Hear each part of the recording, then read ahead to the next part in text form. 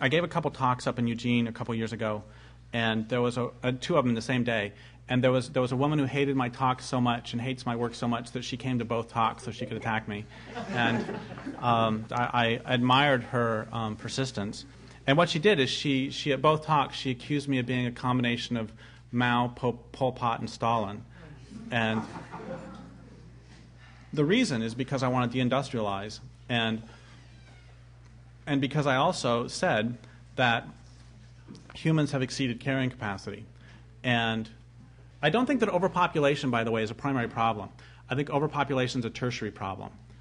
Overpopulation, which is not to say there aren't more people than the planet can support, but the reason it's not a primary problem is because more important than overpopulation is overconsumption. So the important thing is ecological footprint. This is really important because when we think of overpopulation, the first images that come to mind are usually little babies of color with big bellies. But when you think of overconsumption, first thing you think of is some asshole in an SUV, and who actually is causing more damage to the planet. So that's why it's not a primary problem, but a secondary problem. Oh, by the way, also, I love to say this. I say this whenever I'm in California. It's a big deal. There's some of the right-wingers say we need to close the border to Mexico. We, by the way, it's like, who's we? That the border needs to be closed to Mexico. And I always say, yes, actually, I agree that the border should be closed between Mexico and the United States on one condition, which is that you also close it to resources. Because if you believe that the resources should come up, but the people shouldn't, that means you're just a racist who wants the coffee that's grown on land that used to be theirs. Because they don't come up because they are unhappy with their spouses, but not to the point in therapy where they can actually say something to the spouse. And so they have to come up here for an eco tour of the strawberry fields of San Joaquin Valley.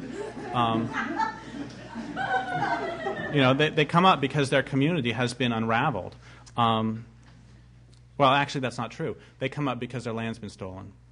I mean, let's just cut to the chase. Anyway, so it's a secondary problem because consumption is more important. And it's actually a tertiary problem because there have been many cultures that have existed in a steady state. I mean, the people lived in what is now occupied Tutnes, that's where I live, in occupied Taloa homeland.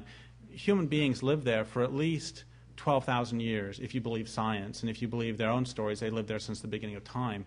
And they did that in part by not overconsuming and not overpopulating. And so there is a mindset that leads to this behavior. The point is that she was upset because I want to deindustrialize, and let's be really honest, deindustrializing is going to kill a lot of people because the entire industrial agriculture system is based on natural gas and oil. And if you take down the natural gas and oil infrastructure, well, the people in the rural people in the third world, I think, will be much better off immediately. Rural people in the United States will be okay. Urban people, I mean, like the rich people in cities in the United States, I don't care because they're a problem anyway.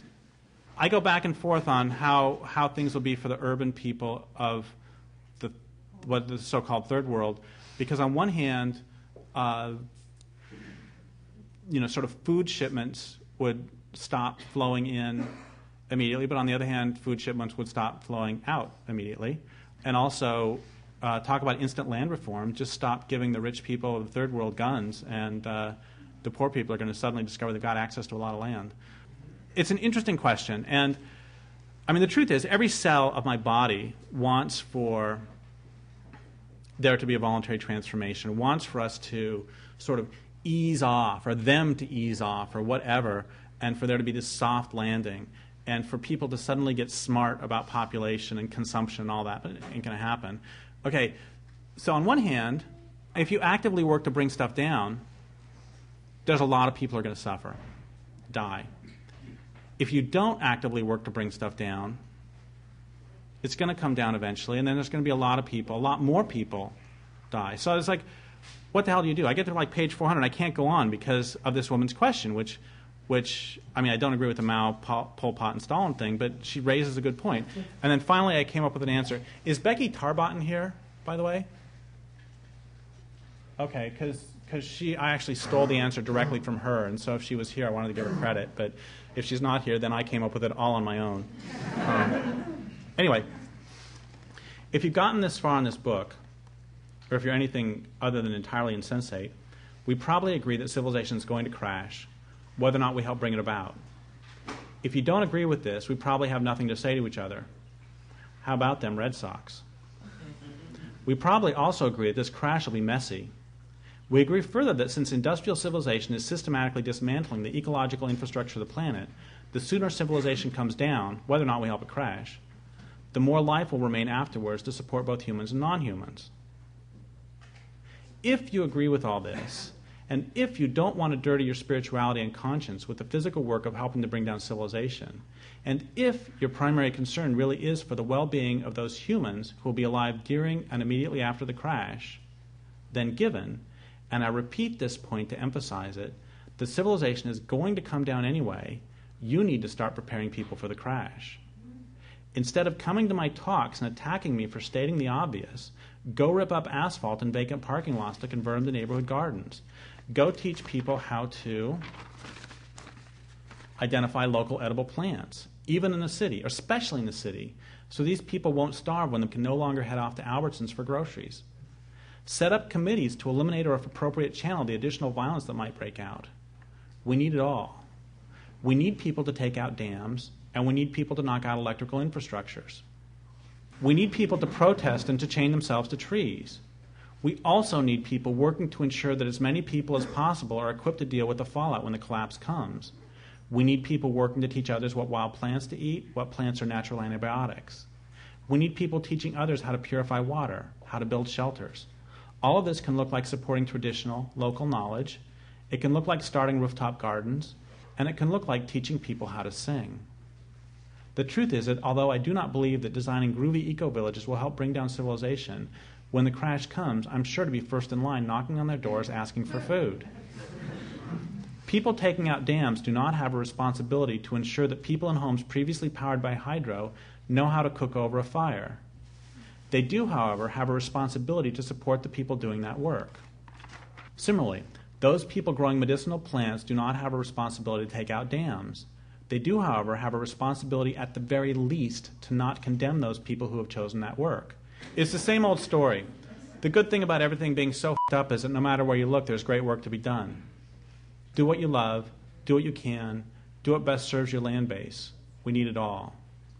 This doesn't mean that everyone taking out dams and everyone working to cultivate medicinal plants are working toward the same goals. It does mean that if they are, each should see the importance of the other's work. Further, resistance needs to be global. Acts of resistance are more effective when they're large-scale and coordinated. The infrastructure is monolithic and centralized, so common tools and techniques can be used to dismantle it in many different places simultaneously if possible. The work of renewal must be local. I have a new phrase: dismantle globally, renew locally. To be truly effective, acts of survival and livelihood need to grow from particular land bases where they will thrive. People need to enter into conversation with each piece of earth and all its human and non-human inhabitants. This doesn't mean, of course, that we can't share ideas or that one water purification technique won't be useful in many different locations. It does mean that people in those places need to decide for themselves what will work. Most important of all, the water in each place needs to be asked and allowed to decide for itself. I've been thinking a lot again about the cell phone tower behind Safeway, and I see now how these different approaches manifest in this one small place. The cell phone tower needs to come down. It is contiguous on two sides with abandoned parking lots. Those lots need to come up. Gardens can bloom in their place. We can even do our work side by side. Okay, so I'll talk about hope for a minute. Several years ago, a friend of mine called me late one night. She's an activist, works on pesticide issues in Northern California. She called me late one night and said, you know, this work is so hard. It's so painful. It's killing me. I said, yeah, I know. I can do that. And then she said, you know, the dominant culture hates everything, doesn't it? I said, yeah, it does, even itself. She said, unless it's stopped, it's going to kill everything on the planet, isn't it? I said, yeah, it is. She said, it has a death urge, doesn't it? I said, yeah, it does.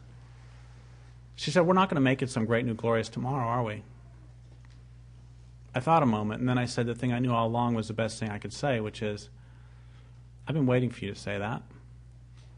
And the reason I said that to her is because about 10 years ago, I was having a similar breakdown. I was just bursting into tears, 3 or 4 sobs, 3 or 4 times a week over the salmon, grizzly bears. I mean, you name it. And a lot of my environmentalist friends would tell me, you know, just back off, Derrick, take some time off, because the problems will still be there when you come back. And I knew I couldn't do that. I knew that if you're not going to cry about the death of the salmon, what are you going to cry about? You know, if tears don't mean anything at all,